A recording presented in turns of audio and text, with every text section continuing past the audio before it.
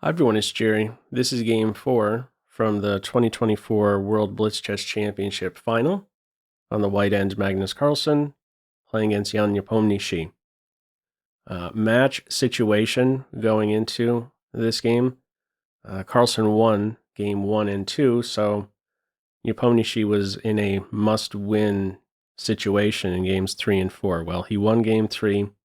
Here we are, Game 4 with the black pieces. A must-win situation. We saw not too long ago Carlsen win with this line here, playing against the French defense, really just destroyed Nepomniachtchi. He ended up resigning in 23 moves. That was when Nepomniachtchi castled kingside, walked straight into a deadly attack. No kingside castles in this game. In fact, we're going to soon witness a case of opposite sides castles. An early grip in this one over these queenside light squares, first with pawns, and soon the black knights will now be maneuvered to focus on those squares as well. With knight b3 right around the corner, we don't want that to hit with a fork, so it is rook b1. There's a fine reply now in the case of knight b3. Bishop d7, where else? Let's get a couple more developing moves in here.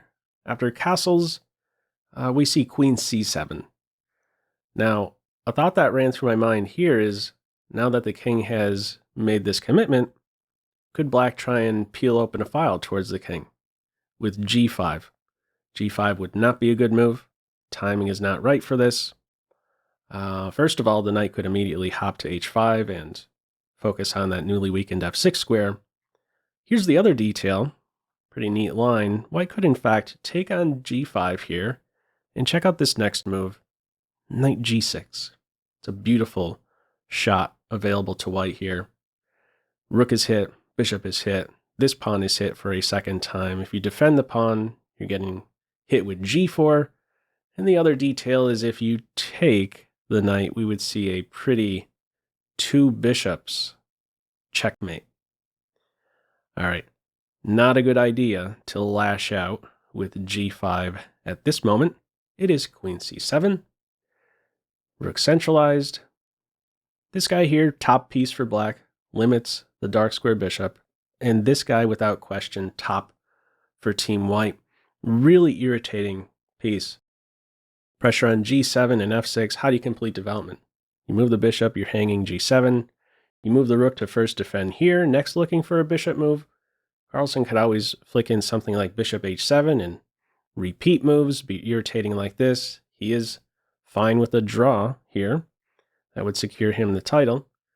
The only way to really kick this knight away, before playing g6, you would have to maneuver a knight so that it's first controlling the f6 square. So getting one of these two to d7, for instance, not so easily accomplished. From here, bishop b5, this would be a welcome exchange for black. Bad bishop for good bishop. See how white interferes with this. First the capture on c5. Why give up that pawn? Well, it's revealed soon enough. There's a new square for the knight. This kicks the bishop back. And another detail, a new option is available for the queen. In this game, it's made use of right away. Queen g4 played here. Now, I wonder what exactly the response here would be by black if white put some pressure on black's most annoying pawn. This guy right here, the one that is holding things together on the queen side, the one that's ensuring this light square grip. What would happen if bishop c2? In other words, what do you do here as black? You can't allow this pawn to just be won. You have to defend it with b5 or knight b6, and in both cases, there are drawbacks. So I like to touch on each briefly. First of all, if you go with the b5, there's going to be one less defender for your king once you castle queenside. You can forget about castling kingside. If you withdraw this knight, well, what is it no longer doing from c4? It's not watching over e3. This guy can now develop. There's all of a sudden a threat here, and maybe even follow-up ideas after queen c7 of f4, securing your center. Bishop can fall back. It's a nice post there on f2. Fantastic diagonal. In this game, no pressure applied to a4 in this case. Queen g4, an eye on g7, queenside castles. In this case, not a whole lot of time spent to calculating knight takes g7. Computer says you could play this, but for a human to work out the details of this pin and getting out of it safely, he doesn't go for that. Very little time spent at this stage. What does he have right now? 2 minutes, 21 seconds. Yeah, just spent a few seconds. Plays queen f4 here. Attack and defense of f7. Yeah, we have opposite sides castles. b3 on board. A file is now being ripped open towards the black king. Position remains level at this stage. At this moment here, bishop c6, a top move. This is where Carlsen went into a huge think. Has 2 minutes, 10 seconds. This knight, you could take twice on this square. In the game, bishop e3 is played. The downside in taking the knight like this is that this guy's eyes are opened up directly to g2. This would be a top piece in the position. Fantastic defender and attacker. Yeah, doesn't want to bring that light square bishop to life like this. So in this game, it is bishop to e3. From here, we have g5, queen d4, and now capture on h4. Each side in this opposite sides castles game now has a knight file to work with. Position remains level. Now, before black can function on this file, you got to get rid of the knight. So bishop g7 it is. White doubles. Down for the count, the knight. Queen a7. Get to the g file. And from here, bishop f4 is played. Top is bishop f1. Some security for g2. In this one, though, bishop f4. Pop quiz. How would you respond to this? Feel free to pause the video. Okay, bishop f4 is a blunder. There's something that Carlsen overlooked a few moves down the line here. You can go ahead and track down this bishop. That's the move that was played. Carlsen, of course, saw that his bishop can be captured. His idea, the move in the game, is to now crash through on b7. Who's getting at whose king first? Right around the corner for white. Queen in the corner, followed up with checkmate next. Black must act fast. And the only way to disturb white is with the forceful rook takes g2, the move in the game. King takes rook, and I believe this is the position Carlsen didn't properly assess. I believe the bulk of his calculations were probably with immediately having this rook come over to land a check. We don't see that in this game. If the rook does play to g8 here, the king goes to f1. There is a follow-up check with knight here or here, but in the end, the king is going to hide on e2. Things are cool for white. White would be winning.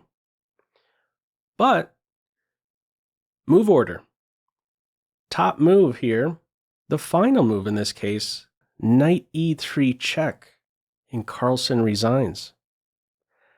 What options does Carlsen have here if the game continued?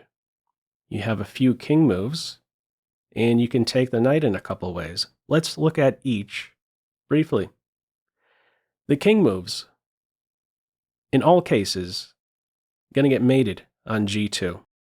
So you go to these two, queen g4, queen g2, mate. You go to the corner, queen f3, queen g2, mate. If the knight is captured with the pawn, now this is where the rook can step over to g8. And notice with the pawn on e3 rather than f2, there is no sneaking away. The queen has control over that square. You can block here, but soon enough, yet again, we would see mate on g2. And finally, the only other option to cover here is queen captures knight. This would run directly into d4, discovered check, and the queen is toast. Completely winning position here for Team Black. All right, in this one, we only go as far as move 31, knight e3, and Carlsen resigns. So with this win by Nepomniachtchi, he leveled the score. They'd go on to play game 5, fighting draw, game 6, fighting draw, game 7, another fighting draw. And at that point, they kind of just had a mini discussion after their 7th game, and were kind of like, you want to just do a shared first kind of thing, and that's what ended up happening in this one. So it wasn't supposed to go down like that, but yeah, that's how it went down. For the first time ever, we have a shared first place for the World Blitz Chess Championship title. Not uncommon. I've seen that with the Tokyo Olympics, for instance. 2 high jumpers, Italy and Qatar, sharing gold medal. Not really much you can do if the players don't really want to continue. So I think a simple adjustment to this good format, I like the knockout format, is just to have the, game 7s are iconic in sports. So just have game 7 be the Armageddon game. Players want to have shared first, I'm cool with that. This was a fantastic final. I shared first in this one with Carlsen and Nepomniachtchi. So what are your thoughts on this one? Feel free, as usual, to leave any feedback to this video in the comment section below. I hope you enjoyed it and maybe took a thing or two away. That's all for now. Take care.